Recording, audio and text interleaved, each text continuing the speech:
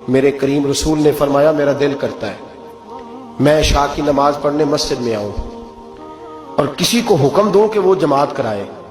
میرا دل کرتا ہے, یہ بخاری مسلم ہے, کسی کو حکم کروں کہ وہ جماعت کرائے اور خود میں مدینے کے جوانوں کو ساتھ لے لوں, لکڑیاں کٹھی کر لوں. اور فرمایا جو لوگ عشاء کی نماز پڑھنے نہیں آتے میرا دل کرتا ہے ان کے گھروں کو آگ لگا دوں, جل جائیں وہ, برباد ہو. اتنی ناراضگی, اتنی ناراضگی. حضرت ابو ہریرہ یہ حدیث سنایا کرتے تھے تو رویا کرتے تھے, فرماتے تھے اتنا سخت حکم. حضور نے فرمایا میرا دل چاہتا ہے میں جلا دوں وہ گھر, تباہ ہو جائیں, جل جائیں وہ لوگ, اجڑ جائیں وہ گھر جس گھر کے بسنے والے عشاء کی نماز پڑھنے مسجد میں جلا دوں. تو کیسے کہتا ہے میرے گھر میں برکت آ جائے گی اور میں نماز نہ پڑھوں؟ تو کیسے کہتا ہے سکون آ جائے گا اور میں نماز پڑھنے نہ جاؤں؟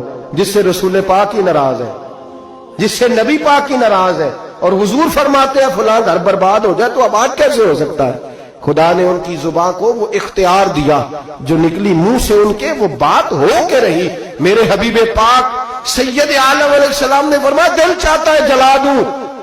اگر مجھے عورتوں کا خیال نہ ہوتا, اگر مجھے بچوں کا خیال نہ ہوتا تو میں جلا ڈالتا وہ گھر. جو گھر کے رہنے والے کلمہ تو پڑھتے ہیں پر مسجد میں نماز پڑھنے